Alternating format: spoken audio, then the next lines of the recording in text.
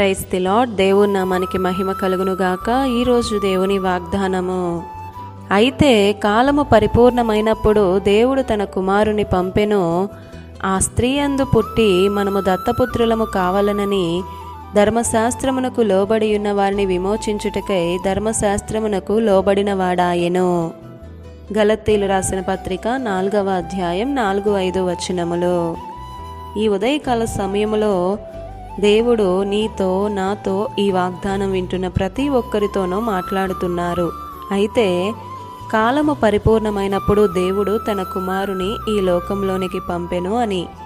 తండ్రి అయిన దేవునికి తెలుసు కుమారుడైన క్రీస్తును ఈ లోకంలోనికి ఎప్పుడు పంపాలి అన్నది.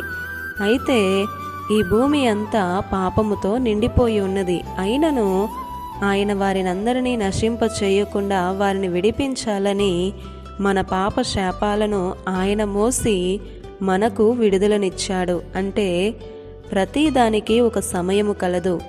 ఆయన నిన్ను రక్షించడానికే ఈ లోకంలోనికి వచ్చాడు. నీకు ఆ నిత్యత్వమును ఇవ్వడానికే తన్ను తాను రిక్తునిగా చేసుకున్నాడు. పరిశుద్ధ గ్రంథంలో చూస్తే భక్తులు ఎంతగానో దేవునికి లోబడ్డారు. లోబడిన తరువాతే వారికి కేటాయించిన సమయములో వారు ఆశీర్వదించబడ్డారు. దేవుడు నాకు కార్యం చేయాలి అని ఆశపడతాం, అది తప్పు కాదు. కానీ ఆతురత చెందకూడదు. ఆయన నీ జీవితంలో ఎప్పుడు ఎలా ఏ సమయానికి కార్యము చేయాలో ఆయనకు బాగా తెలుసు. మనుషులం కదా, ఆయన యందు నమ్మకం విశ్వాసం ఉంచుతాం. కానీ అంతకన్నా ప్రాముఖ్యం ఏమిటి అంటే దేవుణ్ణి ప్రేమించాలి. దేవుణ్ణి ప్రేమించు వారికి అనగా ఆయన సంకల్పము చొప్పున పిలువబడిన వారికి మేలు కలుగుటకై సమస్తమును జరిగించే సమర్థుడై ఉన్నాడు.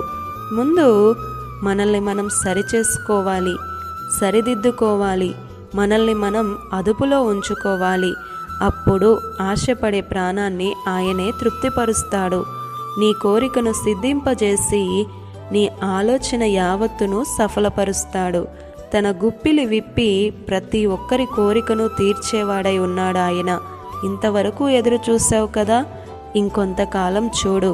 నీ జీవితంలో అద్భుతం ఆశ్చర్యం చేయుటకు ఆయన నిన్ను పరిశోధిస్తున్నాడు.